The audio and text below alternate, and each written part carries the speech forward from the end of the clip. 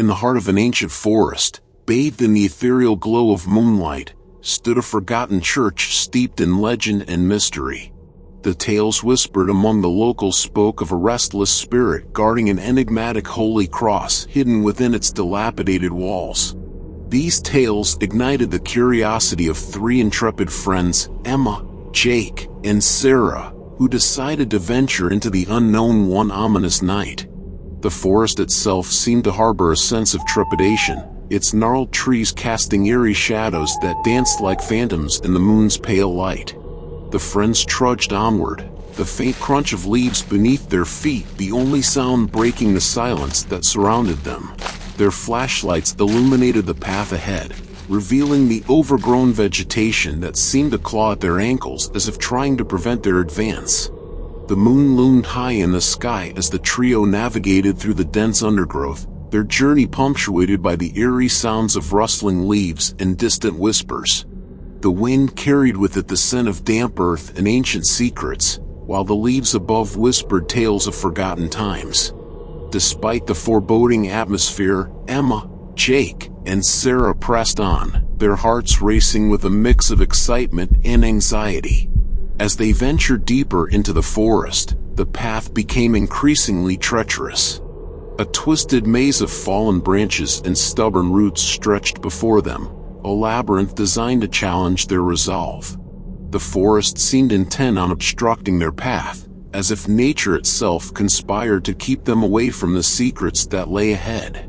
Their determination, however, remained unyielding.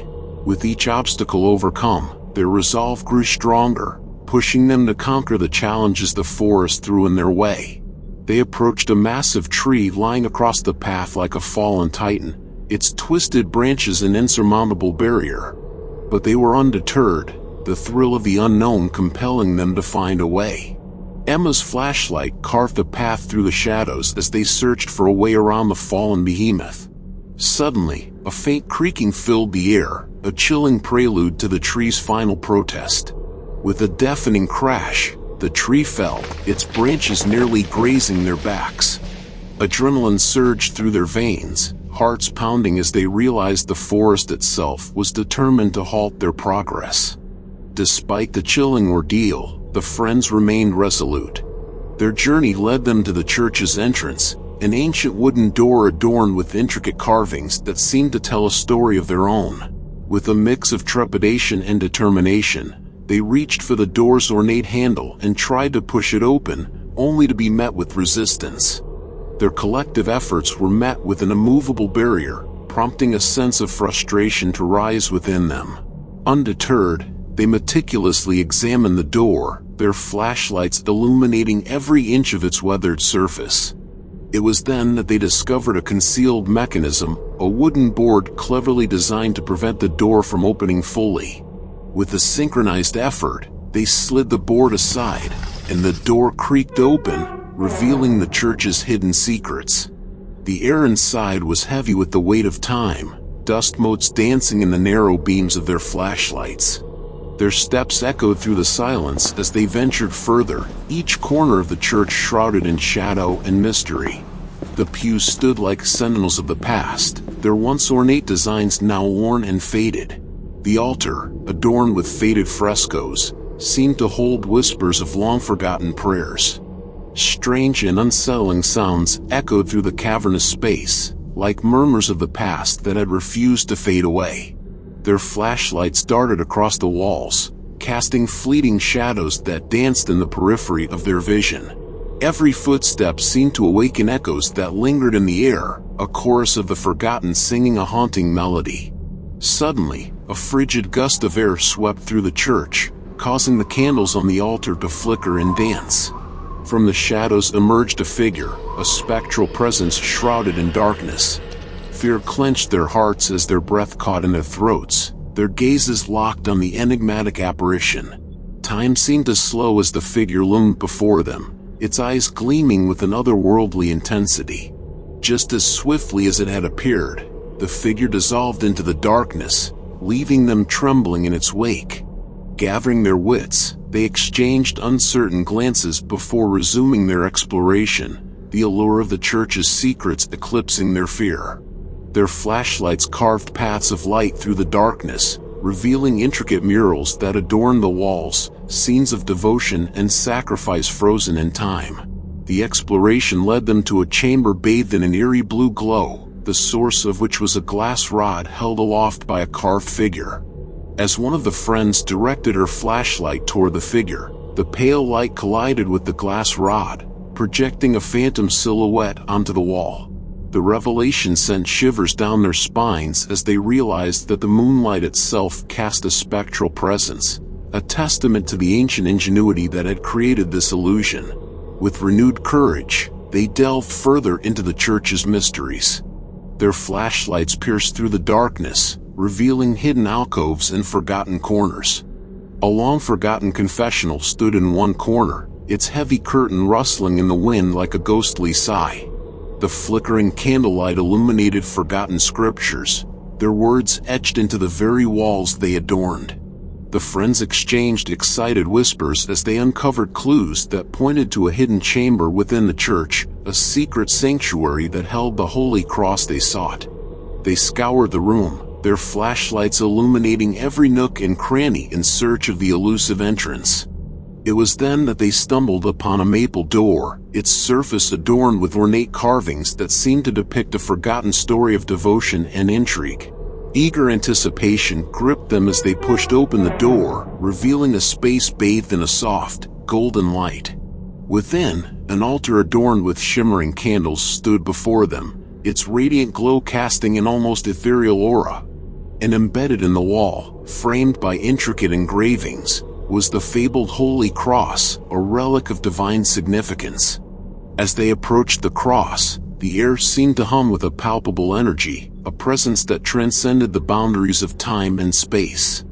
Ancient inscriptions adorned the walls, their meanings lost to the ages, and they realized they stood in the heart of a sacred chamber that held secrets meant only for the eyes of the chosen few.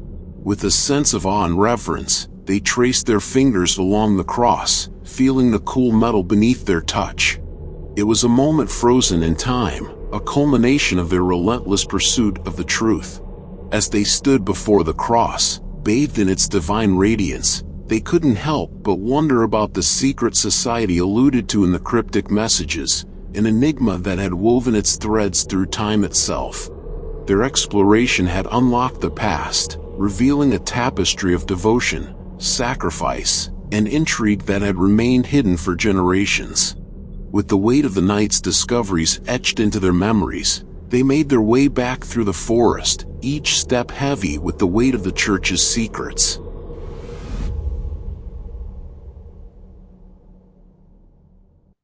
The old town had always been filled with legends and tales of the supernatural, but it wasn't until that fateful day that I stumbled upon a story that would unravel my sense of reality. It began innocently enough, a chance encounter at a local cafe where an elderly man shared a spine-chilling tale. The man's eyes gleamed with a mixture of fear and fascination as he spoke of a nun named Sister Agnes, banished from the town's church in the 17th century. She had allegedly committed a grave sin, an act so heinous that the church had expelled her and sealed off her chambers deep within its walls. The legend said that her vengeful spirit still haunted the church, seeking redemption for her transgressions. As he spoke, the atmosphere grew heavy, and I felt a chill crawl up my spine. The man's voice seemed to tremble with every word, as if he were reliving the terror of the past. He urged me to stay away from the church after dark, warning that the nun's restless spirit was most active during the witching hour. I left the cafe with a mix of intrigue and unease. The story seemed like the stuff of nightmares, but curiosity gnawed at me like an insatiable hunger. Later that night, as the moon hung low in the sky, I found myself drawn to the ominous silhouette of the church. The air was thick with an eerie stillness as I approached the aged structure. The moonlight cast long shadows that danced across the worn cobblestones, and a sense of foreboding settled deep within me. I pushed open the heavy wooden doors, and the faint creaking seemed to echo through the empty interior.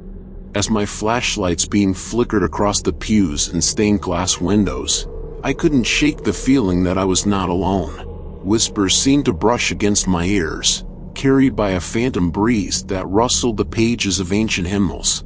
The oppressive silence was broken only by the distant hoot of an owl, its mournful cry echoing through the darkness.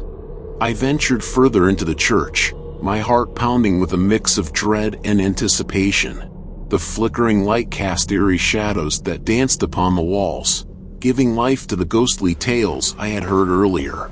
My footsteps echoed in the hushed hallways, each one a reminder that I was trespassing in a realm where the past still clung to the present. It was then that I heard a faint sound, a soft, mournful melody that seemed to float through the air. I followed the haunting tune, my flashlight beam revealing a hidden passageway concealed behind a tapestry. With a mixture of trepidation and curiosity, I pushed aside the fabric and stepped into the darkness beyond. The passageway led me deeper into the heart of the church, winding through narrow corridors and forgotten chambers. The air grew colder, and a sense of unease settled upon me like a heavy cloak. The melody grew louder, guiding me like an ethereal beacon. At last, I reached a chamber bathed in an eerie blue glow. There, standing before an ancient altar, was a figure draped in a tattered nun's habit. Her face was veiled, but her eyes gleamed with a mixture of sadness and longing. The melody emanated from her, a mournful song that seemed to speak of regret and sorrow. I stood frozen, unable to tear my gaze away from the spectral nun. The room seemed to vibrate with a strange energy, as if the past and present were converging in this very moment. And then, as if in response to my unspoken questions, the nun raised her hand and pointed towards a hidden alcove. My heart raced as I approached the alcove, my flashlight revealing an ancient tome covered in dust and cobwebs. It was a journal, written by Sister Agnes herself, a confession of her sins and a plea for forgiveness. The pages were filled with sorrowful words, a testament to a life filled with regrets. As I read her words, a profound sense of empathy washed over me. I understood the weight of her burden, the agony of a past that could not be undone. And in that moment, I felt a connection, a bridge between two souls separated by centuries. But as the clock struck midnight, the blue glow began to fade, and the spectral nun slowly dissolved into the shadows. Her presence lingered in the air, a bittersweet echo of the past. And as I left the church, I carried with me the knowledge that redemption was possible even in the face of the darkest of deeds. The encounter with the spectral nun left an indelible mark on my soul. Her haunting melody and sorrowful eyes seemed to follow me, weaving their way into my thoughts and dreams. I couldn't shake the feeling that there was more to her story, a tale that begged to be unraveled. Driven by a mix of curiosity and empathy, I delved deeper into the history of Sister Agnes and the church. The local archives yielded dusty records and faded manuscripts, each shedding a glimmer of light on the enigmatic nun's past. Her tale was one of tragedy and remorse, a life marked by a single fateful choice. Sister Agnes had been a devoted member of the church, known for her unwavering faith and compassion. But as the 17th century drew to a close, a darkness began to take hold of her heart. Rumors whispered of a forbidden love that blossomed between her and a mysterious stranger, a love that defied the rigid constraints of the church. Their secret meetings were shrouded in shadows, their stolen moments a fragile escape from the world's judgment. But as their love deepened, so did the weight of their guilt. When their liaison was discovered, the consequences were swift and severe. Sister Agnes was cast out of the church, her love labeled as a sin that could not be forgiven. Heartbroken and consumed by remorse, Sister Agnes sought solace within the church's hidden chambers. There, in the depths of her despair, she penned her confessions and pleas for redemption. She believed that her restless spirit could only find peace if she could make amends for her transgressions. Armed with this newfound knowledge, I returned to the church once more. The moon hung low in the sky, casting a silvery glow upon the worn stone walls. The air was thick with anticipation as I stepped inside, my heart racing with a mixture of trepidation and purpose. I retraced my steps to the chamber where I had encountered the spectral nun. The room was bathed in an ethereal light, and a sense of reverence settled upon me as I approached the ancient altar. With a deep breath, I opened the journal once more, reading Sister Agnes's words with a newfound understanding. In the quiet of the chamber, I spoke aloud, addressing the spirit of Sister Agnes. I spoke of forgiveness, of compassion, and of the belief that redemption was within her reach. As I spoke, the room seemed to vibrate with a gentle energy, as if the barriers between past and present were growing thin.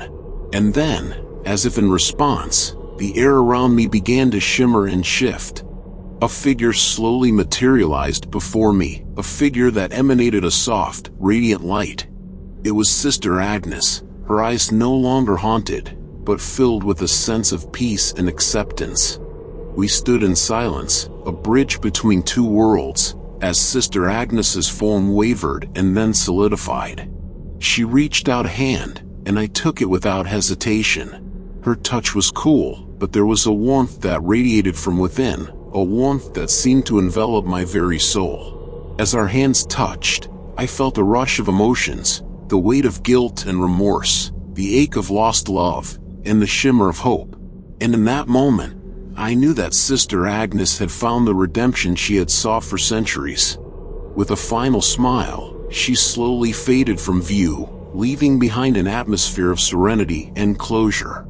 I left the church that night with a heart full of gratitude and a sense of wonder at the mysterious workings of fate.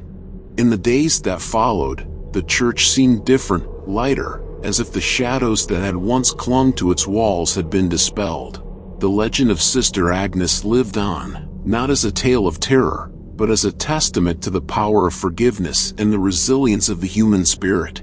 And as I stood before the church one last time, I couldn't help but feel a sense of connection, a bond that transcended time and whispered of the eternal journey towards redemption.